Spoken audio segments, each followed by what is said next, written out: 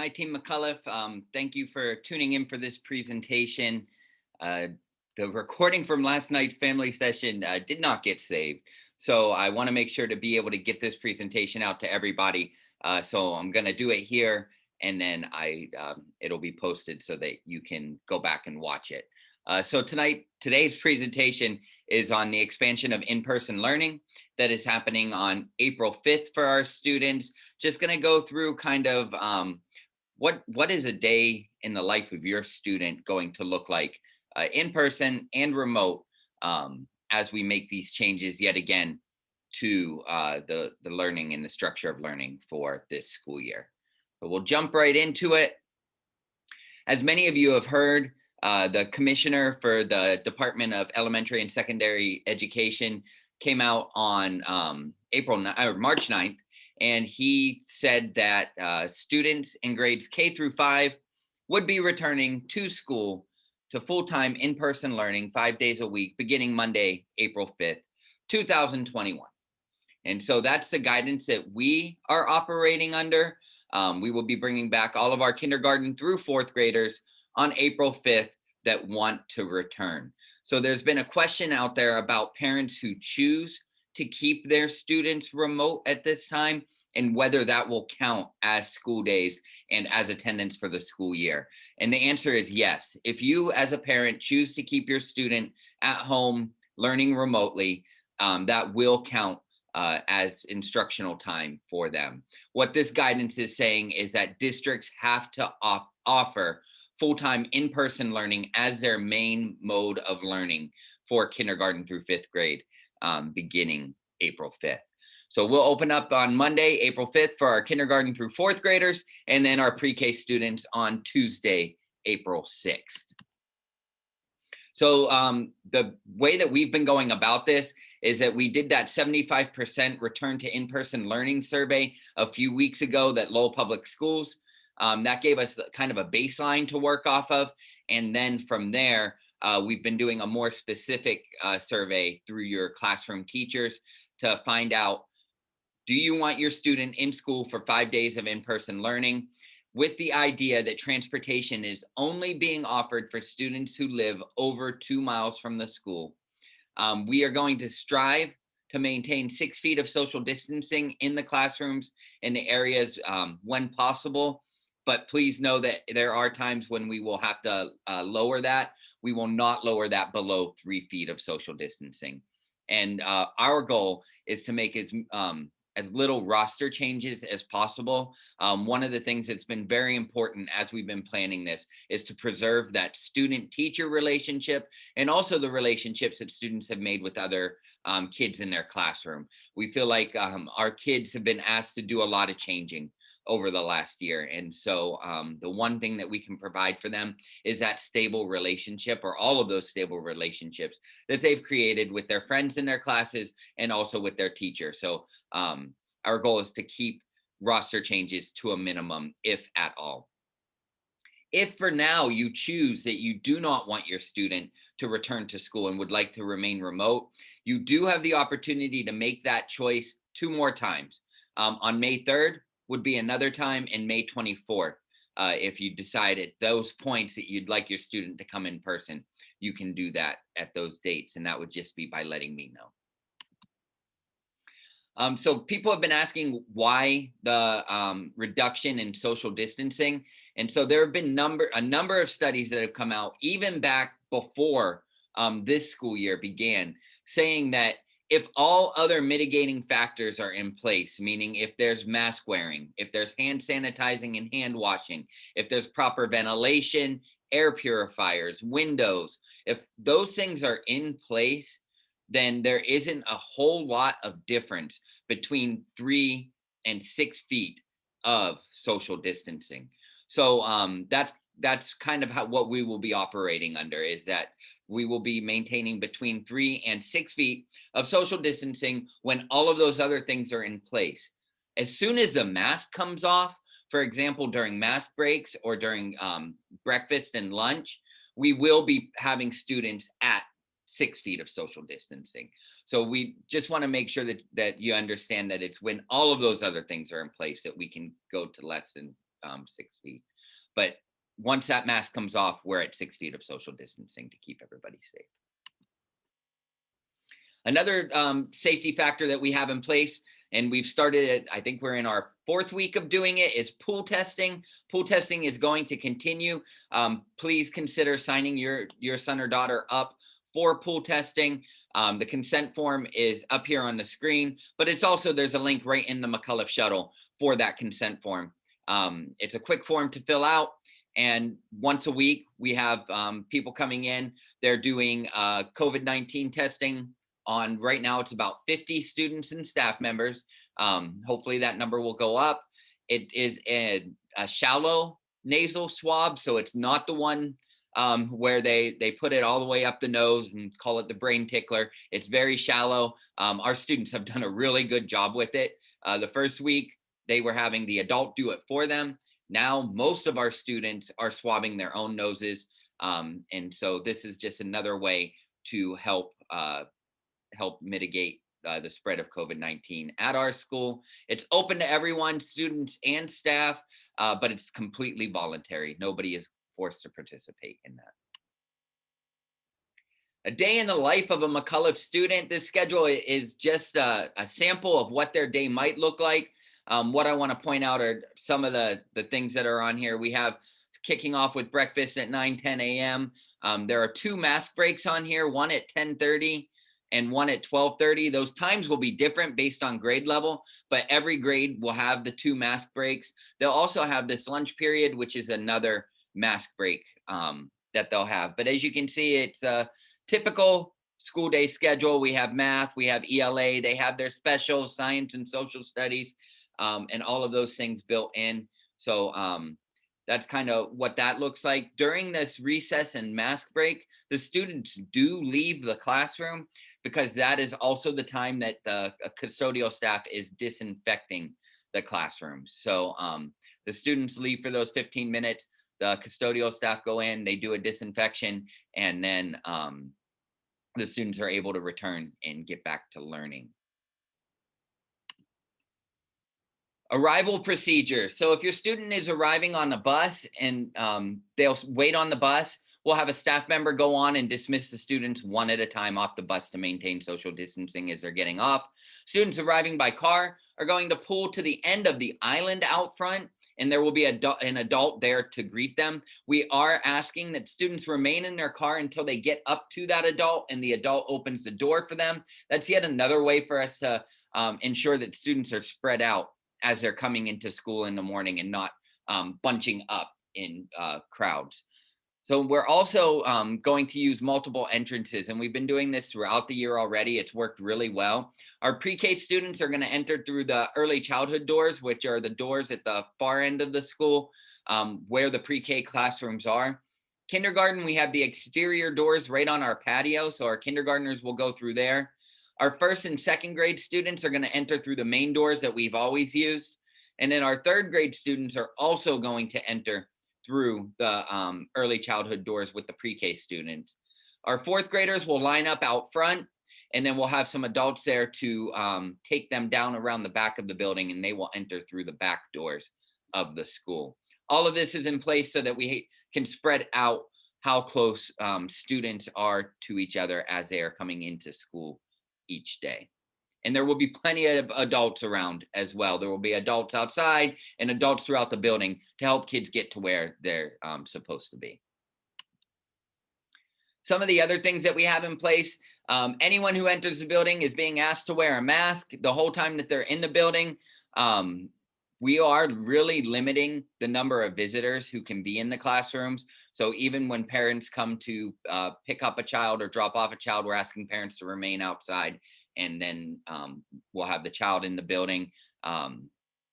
Even the postman and package deliveries are only coming into the lobby. So we are really trying to keep kind of a bubble here of who's coming in and out. We're maintaining social distancing. There are signs throughout the school that have different pictures that show what social distancing might look like. There's one with 2 dogs, one with a couch, one with a car, so that students kind of have a visual of what it looks like to be 6 feet apart. You'll see one-way signs in our hallways and stairwells to try to keep people from using both sides, or to keep traffic moving in just one direction.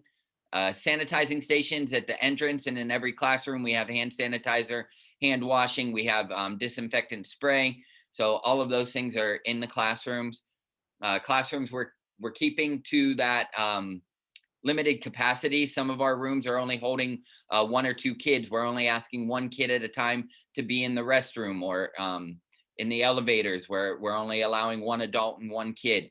So those things are all in place so that social distancing can be maintained. Unfortunately, we cannot have large gatherings. One of our favorite things to do at the McAuliffe is to get our kids together for something fun and to bring the whole school community together. We're not going to be able to do that in person, but as you've seen throughout the year, we will continue to have those remote assemblies and gathering times so that we can be together as an entire school community. And then we do have that disinfecting and sanitation schedule. Every classroom is disinfected, it's sanitized, disinfected 3 times a day, and it's sanitized every day after school. The academic day, the platforms that the kids have gotten used to using and have come to really love, like Seesaw, Google Classroom, ST Math, Raz Kids, those aren't going away. We're going to continue using those so that they're familiar with them. They're great resources for us. So we're going to continue finding ways to use them in the in-person and the remote classrooms. Most of our classrooms are going to be participating in what's called concurrent teaching, which means that the teacher will be teaching to a live group of students in their room. There will be a camera set up in the classroom, and the other students who are remote will be zooming in through that. So it's yet another skill that our teachers are learning in terms of how to teach and how to best educate our children. So we'll be trying that out this time. Needed supplies will continue to be provided. If your student has their supplies, we sent home those red supply boxes. We've sent home scissors, crayons, rulers, things like that. Any of those things, if you could send them back in with those, and especially their laptops, that would be great. We will be having 1 or 2 more supply distributions throughout the year for our remote students so that we can make sure that they have everything that they need to finish the school year strong. Dismissal procedures. So similar to arrival, it's going to be very, very calculated how we do it. It's going to be very cautious. We're going to be maintaining the social distancing. Our pre-K students will be dismissed through the early childhood doors, just like they always have, and our kindergartners will be dismissed right on the front patio out front. Our 1st through 4th grade walkers are going to go down to the Robinson School. We've spread out the area. Typically, we all go under the overpass. Hopefully, we have lots of nice days at dismissal time so that we can spread out in front of the Robinson, utilizing all of that area. Your child will come out with their homeroom teacher, and you'll be asked to park, get out of your car, and come down and pick them up. Bus students will be called down to meet in the lobby. Right now, we only have 2 buses. I don't foresee too many more than that. So we'll have the students meet in the lobby. They'll be lined up 6 feet apart, and then a teacher will take them out to the bus. When we load the buses, we load them from back to front. So they'll start in the back of the bus and work their way up. That way students aren't passing by each other as they're getting onto the bus. Please know that dismissal is going to move slower than usual. And that's just to keep everybody safe and to allow for the social distancing. Instead of dismissing all walkers in a grade level at a time, we're going to be doing it classroom by classroom. So just bear with us while we get used to it. The first few days are probably going to be pretty slow. As we get better at it, it will become easier and quicker. Attendance, as always, students' attendance is taken daily. It's entered into our database.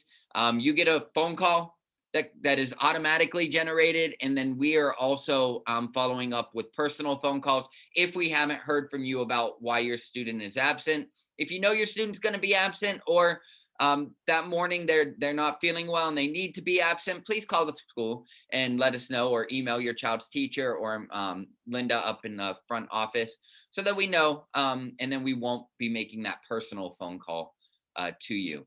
One thing that we are asking is, if your student is an in-person student, that they come to school in person. If they're a remote student, they come to school remotely. We do not want to have situations where students are choosing, okay, today I'm going to be in person and tomorrow I'm going to be remote.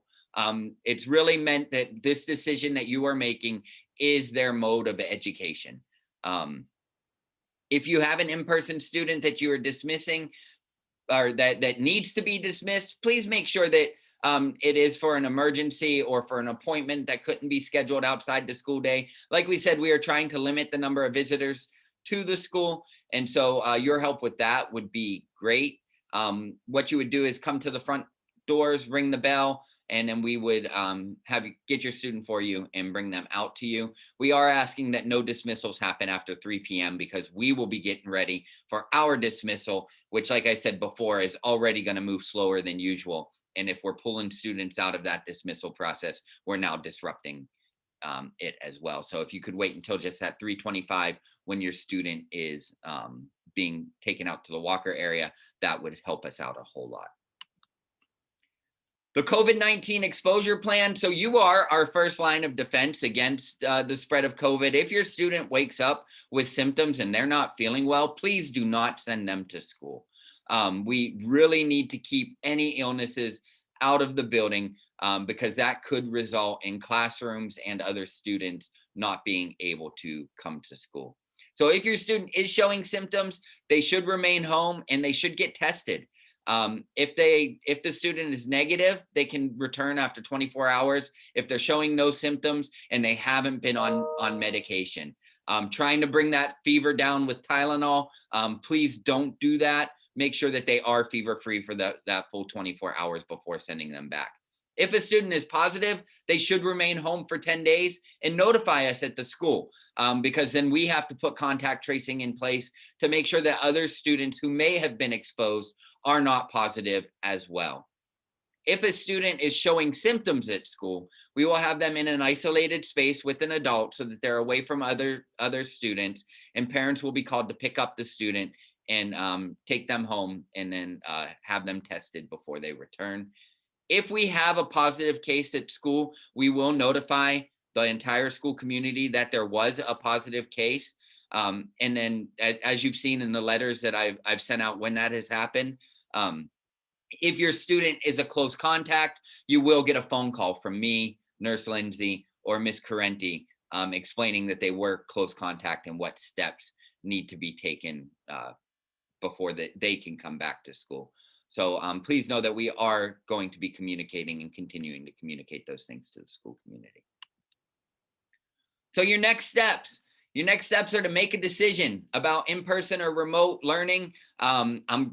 Hopefully that decision's been made already because our rosters were due on Friday. We are currently finalizing our in-person learning expansion plan so that we can ensure that we are ready to go for April 5th. We will be reaching out to let you know for sure that your student is in person or your student is remote. But please know whatever choice you have made and let your teacher know about, that is the choice that we are honoring. This last reach out is just kind of to say, we got it and we know what your choice is for your student. So just know that is that your choice is what we are honoring in this. Teachers are going to be participating in professional development for the concurrent teaching model. This is a whole new way of teaching. So in-person and remote learning are going to look very different than it has throughout the year so far. So we are providing professional development and teachers are taking that on throughout the next couple of weeks to make sure that they feel comfortable with this new mode of teaching. And then on April 5th, we get to welcome back our kindergarten through fourth graders. And April 6th, we get to welcome back our pre-K students to school. So that's where we are. I know that this is a big decision. I know that it's a tough decision and it has to be an individual decision for every single one of our families because you know best what's happening in your home. You know best about what makes the most sense and is the safest for your child and your family in terms of moving into in-person learning or continuing to remain remote. So please know that we here at the school respect whatever decision that you have to make that best suits your family. Also know that we are here to answer any questions that you might have. Please feel free to send me an email to call the school to ask your questions. If we don't have an answer, we will get one for you. But we do want you to feel comfortable with whatever decision you are making. So thank you again for tuning into this important message, this video. I hope that you are all safe and healthy. And I'm looking forward to continuing this year as strongly as we started it. Thank you and have a good day.